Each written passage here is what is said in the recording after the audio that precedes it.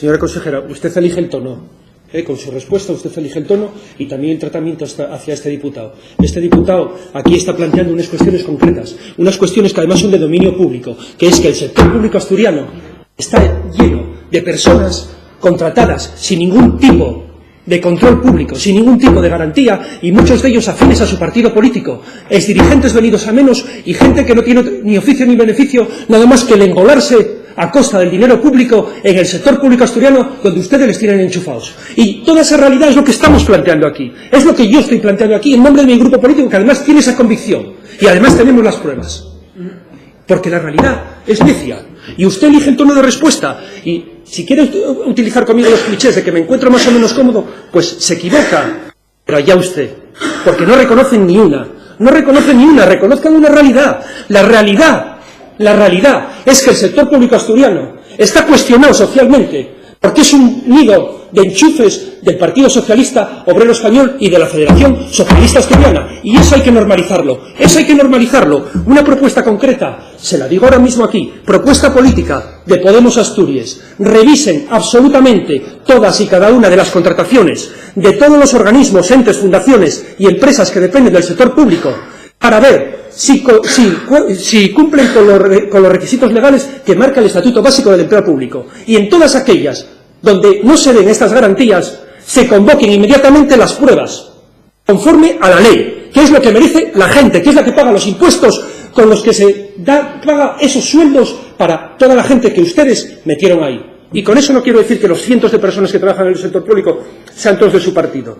Hay muchos, y gente muy conocida que está ahí engolada. Y esa es la realidad, y es lo que estamos planteando aquí. Y no es una cuestión de que queramos o no, de decir, es que lo que estamos planteando aquí es algo, una nebulosa, algo así, la opacidad. No, estamos hablando de datos concretos, estamos hablando de en qué es lo que no se está cumpliendo, y eso es incontestable.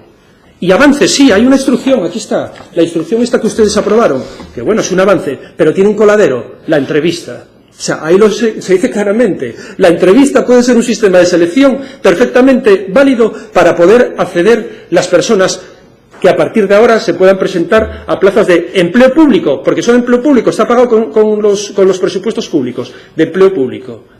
Y esas personas, sí, se hace un coladero ahí, que es la entrevista. Y hay que recordar lo obvio, que con esta instrucción el Gobierno del Principado de Asturias lo que opta es por perpetuar un coladero que ofrece las entrevistas de trabajo, porque hay que recordar que el mismo Tribunal Supremo advirtió en una sentencia de 2 de julio de 2008 ante un recurso que las entrevistas podían tener un carácter complementario para el acceso al empleo público, pero no decisivo, pues solo las pruebas objetivas de conocimientos permiten que puedan acceder al empleo público quienes a través de su exclusivo esfuerzo y con independencia de su procedencia social demuestren reunir dichos méritos. Esto lo dice el Tribunal Supremo sobre las entrevistas, y nosotros disentimos de que esa instrucción venga a solucionar el problema. Pero es más, es que lo que se haga a partir de ahora es una cosa que la cuestionamos, pero ¿y hasta ahora qué? ¿Se van a mantener, se van a consolidar, se van a perpetuar todas esas contrataciones hechas de forma ilegal? Eso es lo que decimos. Propuesta, aquí la tiene. Revísese. ¿Cuál es la realidad de todas y cada una de las contrataciones del sector público? Y las que no se adecúen a lo que dice la ley, que ustedes asumen que hay que cumplir, hagamos unas nuevas convocatorias donde se respeten esos principios, porque el empleo público es un derecho también ciudadano.